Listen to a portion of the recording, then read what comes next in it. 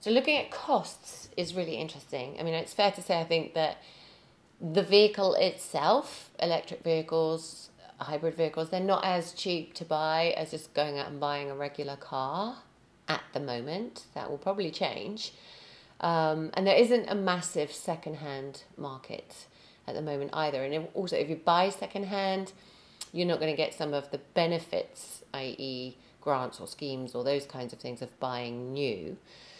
But there's much more to it than just the cost of the vehicle, as we know. First of all, you're looking at environmental costs, and that's what we're all trying to keep down, and that's one of the reasons, obviously, for going for an electric vehicle. But you're also looking at the costs over time. So think about your fuel costs, your road tax costs, all of those kinds of things, and they really stack up over time. This is saying that the cost per mile on an average of 40 miles a day, for example. So with your electric vehicle, you'd be looking at 5p-ish versus 15p-ish. Now, over the course of a year, that totals to electric vehicle 748 versus petrol vehicle 2,179. So just in terms of fuel costs, when you add it up over 1 year and then 5, 10, you're saving quite a lot of money already. And then, of course, with charging, you have to think a little bit outside the box, because you have to think in a different way generally with electric vehicles. You can go to Tesco's and top up your charge for free while you're doing your shopping, for example. If you're out and about a lot and you're using a rapid charger, you could be looking at $12.50 for an hour of rapid charge, if you even need that much. So it kind of depends how you charge and where you charge as well. It's going to be cheaper to charge on your home charger than it is on a rapid charger, for example. So if you're smart about it, you can be saving money all over the place when it comes to recharging your car, which you certainly can't do with a petrol vehicle.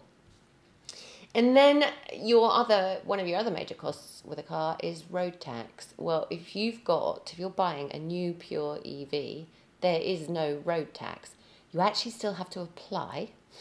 So don't just ignore it. You still have to apply for the exemption, but there's no road tax to pay. Hybrids is slightly different, and it depends on the hybrid. It depends on the emissions.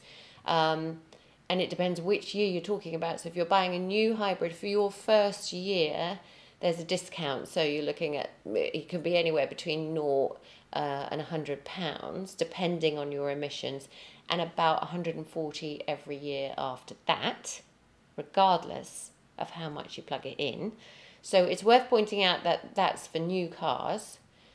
And also, if you buy a new electric vehicle over 40 grand, there's a premium rate that they apply onto your road tax as well. So there's lots of factors when it comes to the road tax, but generally cheaper. And if you are going pure EV, no road tax to pay at the moment. There are a few extra costs that you wouldn't have with a petrol or diesel car, but they are mainly about setup. So they're only things that you really need to do once, and then hopefully you'll be saving all the way. So I was really surprised to find out that not every car comes with its own proper charging lead. So most of them come with a little 3-pin lead that you can plug in, but they're not great way of charging your car. First of all, they're super slow, and secondly, they're apparently not that healthy for the battery. It's not a healthy way to charge them. So what you want is a Type 2 charging lead, or whichever fits your car. I think the most common is Type 2. And it's really worth asking, some cars come with it, some cars do not. How much would that cost when you're thinking about buying a car, and whether it's got one or not? And then the other, probably bigger cost is your installation of your home charger. And that can be really between £500 and £600 is usually what you're looking at, I think. But it's dependent on where do you want it. is that far away from a fuse box, or will you have to have new electrics put in? Will you have to have new cabling put in? You know, if it's 30 meters away from your fuse box, is that going to affect the cost? So there are quite a few things there to think about. It's including a government grant. And once you start to fill out the forms online and get your quote, and you've chosen your charger and you know what car you're getting, that kind of stuff, you'll get a better idea of the cost of that. That's a bit of a feel it as you go kind of a cost. But again, once you've got your home charger installed, you don't do that again. So that's just an upfront cost, and probably worth every penny, because charging at home is one of the best bits about having an EV.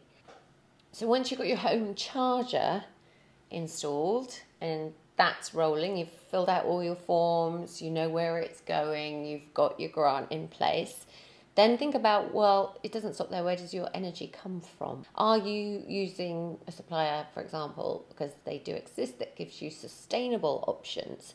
Are you using a supplier that gives you a cheap night rate, like Economy 7? And can you take advantage of that? Have you got a smart meter? Do they need you to have a smart meter? Do you want to switch supplier in order to get the best deals? More and more suppliers are coming on board with the idea that people are going to want to charge their EVs, and usually overnight. So there are going to be always deals available. So just make sure you know the pros and cons. Just make sure you know the parameters of the deal. But it's another area that is really worth researching in terms of saving money. So insurance is another thing that we look at when we're thinking about a new car. And I know it depends on so many things. It can be your age, it can be the kind of car that you're buying. So insurance is a harder one to predict. But on average, it's looking like it's definitely cheaper to insure an electric car than it is to insure a petrol or diesel equivalent, which is good news. So there are some other sneaky benefits which you can factor in, especially if they're things that you normally spend a lot of money on, like congestion charge or city ozone charge, for example, because neither of those exist if you're a pure EV user.